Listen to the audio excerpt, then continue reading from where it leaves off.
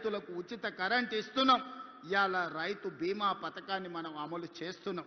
అదే కాదు, ఆనాడు కేసీఆర్ అన్నాడు, ఒరేసుకుంటే మీరు ఊరేసుకున్నట్టే అని. మిమ్మల్ని మాత్రం ఒరేసుకుంటే ఊరేసుకున్నట్టే అన్నాడు. ఆయన ఫామ్ హౌస్లో 150 ఎకరాల వరి పండిస్తే కావేరీ సీడ్స్ వాళ్ళు 4,000 రూపాయలకు క్వింటాలు కొన్నారు. పేద రైతులకు 2,000 కోసం కొనలేదు, కానీ ఆయన పండించిన పంటకు మాత్రం 4,000 రూపాయలు ఇచ్చారు.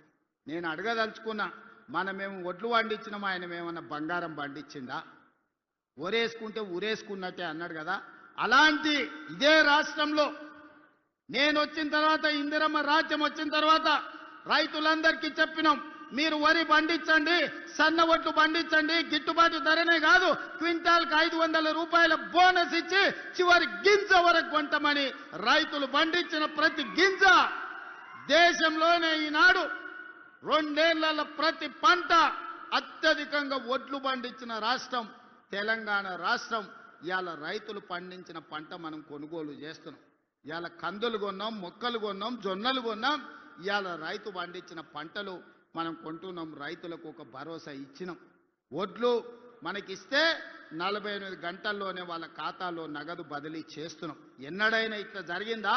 ఆ ఎలా ఒడ్లు తీసుకపోతే మిల్లర్లు దళారులు కుమ్ముక్కై తాలు పేరు మీద, తడి పేరు మీద క్వింటాల్కి 10 కిలోలు దండి కొడుతుంటే ప్రభుత్వంలో ఉన్న పెద్దలు వాటాలు మెక్కిండ్రు తప్ప, గంగుల కమలాకర్ లాంటి వాళ్ళు మిల్లర్లతోని కుమ్ముక్కై వాటాలు మెక్కిండ్రు తప్ప ఏ రోజు కూడా రైతులను ఆదుకోలే.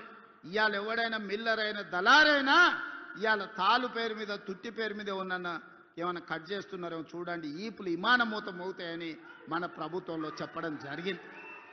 మిత్రులారా, ఇలా రైతులకు చూడండి, రైతు భరోసా కావచ్చు, రైతు రుణమాఫీ కావచ్చు, రైతు గిట్టుబాటు ధర కావచ్చు, రైతు బీమా కావచ్చు, రైతులను ప్రతి నిమిషం ఆదుకొని రైతాంగ కుటుంబాలను ఈరోజు రైతును రాజును చేయడమే కాకుండా వ్యవసాయం దండగ కాదు, వ్యవసాయం పండుగ చేసి చూపిస్తామని ఈనాడు రైతాంగాన్ని మనం ఆదుకున్నాం.